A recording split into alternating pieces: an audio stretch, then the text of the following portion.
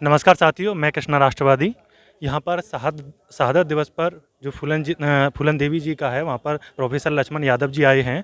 आप ओबीसी की जो एससी एसटी ओबीसी की आप 85% भागीदारी की बात करते हैं कि उसकी भागीदारी शासन में होनी चाहिए। अगर देखा जाए तो इस समय आदिवासी महिला हैं, उनके लिए राष्ट्रपति बनाया गया हुआ है और जो प्रधानमंत्री हैं वो भी ओबीसी जाति से आते हैं, तो वो प्रतिनिधित्व दे तो रहे हैं। देखिए, प्रतिनिधित्व का मतलब व्यक्तियों के प्रतिनिधित्व या किसी जाति को प्रतिनिधित्व का सवाल ही नहीं होता।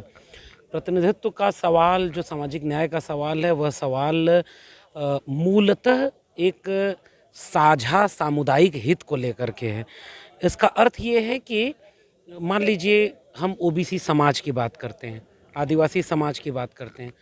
उस समाज की अपनी चुनौतियाँ क्या हैं, अपनी मुश्किलें क्या हैं, उसकी ज़रूरत क्या है उस समाज की, उस समाज के लोगों को क्या चाहिए, क्या ऐसा है जो आज़ादी के 75 साल बाद नहीं मिला है, क्या ऐसा है जिसको मिलना चाहिए था और नहीं मिला है, क्या ऐसा है जो छीना जा रहा है। इसको लेकर के जो लड़े, एजेंडे पर लड़े, विचारधारा पर लड़े, उसका नाम है सामाजिक न्याय। मोदी सरकार क्या कर रही है? केवल इशारा में प्रतीकात्मक रूप से आपको जगह दे रही है। कहने को तो नरेंद्र मोदी भी ओबीसी हैं, लेकिन वो फेक ओबीसी हैं, सेल्फ मेड ओबीसी हैं। आज तक कोई ओबीसी जो वैचारिक रूप से सक्षम होगा वो मंडल कमीशन का नाम ले, ये हो ही नहीं सकता। ओबीसी की सबसे बड़ी लड़ाई जाति जनगणना की लड़ाई है। ओबीसी की सबसे बड़ी लड़ाई ये है कि भाई हमारी गिनती तो कर लो, पता तो चले कि ओबीसी में कितने लोग हैं, कितने को क्या मिला क्या नहीं मिला। बताइए, मंडल कमीशन का जाति जनगणना का कभी नरेंद्र मोदी ने नाम लिया? ये कैसा ओबीसी भाई? रामनाथ कोविंद दलित थे, राष्ट्रपति थे, लेकिन उन्होंने दलितों के मुद्दे पर 5 साल में कोई एक ऐसा फैसला लिया हो, कोई ऐसा बयान दिया हो, और नहीं तो मंदिर मंदिर जाके अपमानित होते रहे। दलित एक महिला आदिवासी का 75 साल बाद राष्ट्रपति बनना स्वागत का कदम है। इसका कोई विरोध ही नहीं कर सकता, क्योंकि भाई ये देश सबका है, तो राष्ट्रपति भी सब लोग बनने चाहिए। तो राष्ट्रपति वो बन रही है तो बुरा क्या है? कोई ब्राह्मण बैठता था, कोई सवर्ण बैठता था, कोई और बैठता था, उससे बढ़िया कोई ओबीसी, कोई एससी, कोई माइनॉरिटी, कोई आदिवासी, और उसमें भी कोई महिला अगर बैठे तो ये तो इस देश के लिए गर्व की बात है। तो द्रौपदी मुर्मू के बैठने का एक तो ये गर्व है, देश का गर्व है, लेकिन द्रौपदी मुर्मू एक सिंबल है, एक एक एक ऐसे प्रतीक हैं जिनको आगे करके आदिवासियों को वोट लिया जाएगा। प्रतिभा पाटिल महिला थी, उनको राष्ट्रपति बनाया गया। प्रतिभा पाटिल को दिखाकर किसी का वोट नहीं लिया गया, किसी की जमीन नहीं हड़पी गई, किसी के खिलाफ नीतियां नहीं बनी। रामनाथ कोविंद राष्ट्रपति बने तो एससी एसटी एट्रोसिटी एक्ट में छिड़खानी सुप्रीम कोर्ट करने लगा, 13 पॉइंट रोस्टर लाने लगा। राष्ट्रपति है दलित और उन्हीं के खिलाफ ये।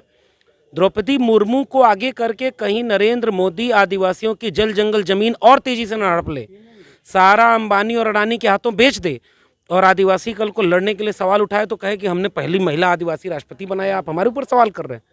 हमें ये आलोचना है, हमारी ये आलोचना है कि व्यक्ति या जाति महत्वपूर्ण नहीं है, समाज का हित महत्वपूर्ण है। इसलिए सामाजिक न्याय की बात करने का मतलब ये होता है कि आप अपने विचार को मजबूत करें।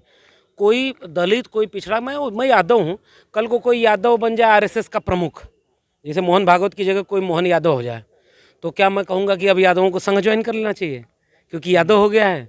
ऐसे नहीं होता। विचार की लड़ाई विचार की लड़ाई होती है। विचार की लड़ाई में व्यक्ति बिक जाता है, विचार नहीं बिकता है।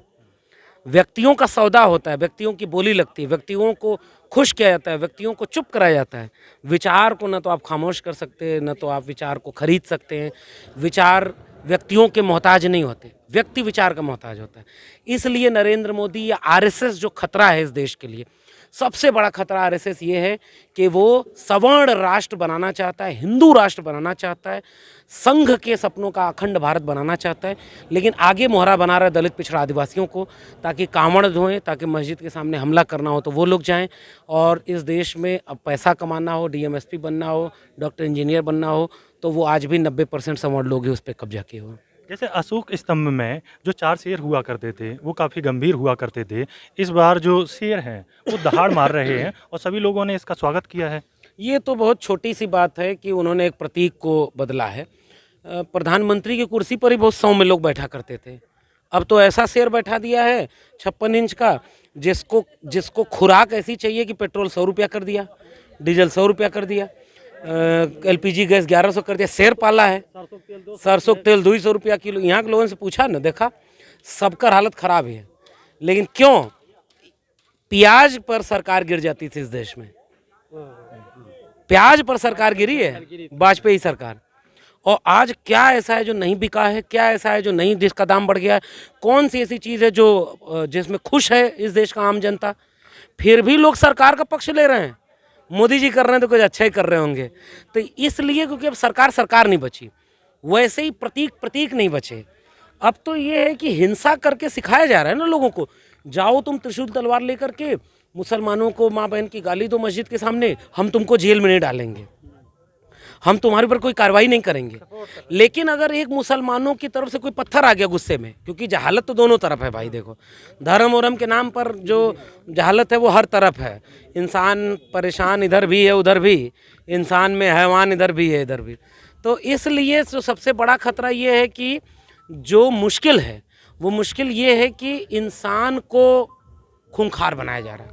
वो शेर तो चलो अशोक का चिन्ह है, अशोक के चिन्ह से क्या ही तुम छेड़खानी करोगे, वो तो लोगों के जहन में दर्ज है, वो तो प्रतीकों में दर्ज है।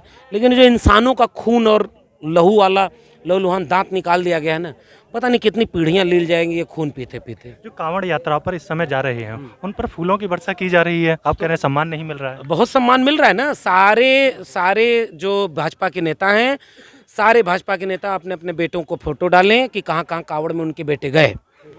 जहाँ योगी आदित्यनाथ के मठ के जितने लोग थे कांवड़ लेने गए कि नहीं, जितने अपर कास्ट के DMSP हैं, जितने जो है अपर कास्ट के व्यापारी हैं, ये सब अपने बेटों का फोटो जारी करें सोशल मीडिया पे कि फूल की माला उन पे नहीं पहुंची कि नहीं।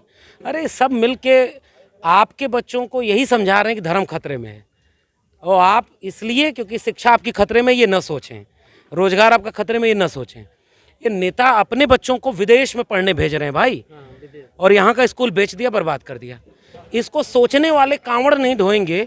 अगर कांवड़ लेने नहीं जाएंगे तो घर में बैठेंगे तो सोचेंगे, माँ बाप पूछेंगे तुमको नौकरी क्यों नहीं मिली, तो बच्चा हुआ भी सोचेगा नौकरी क्यों नहीं मिली।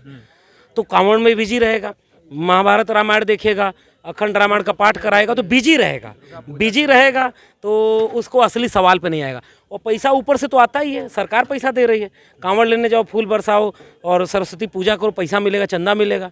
हम आप चंदा दे देते हैं, हम आप स्कूल खोलने के लिए पैसा मांगे, हमारे लोग कह देंगे भाई मार के खा जाएगा। और वो सब क्या क्या कर रहे हैं कांवड़ लेने के नाम पे, जरा वीडियो बनाया करिए आप लोग चैनल वाले ना, जहाँ जहाँ DJ बज रहा है रात को 10 बजे के बाद वहाँ जाइए और सबका इंटरव्यू लीजिए, मुँह सूंघिए सबका। इससे ज़्यादा नहीं बोलूँगा, चलिए बाय।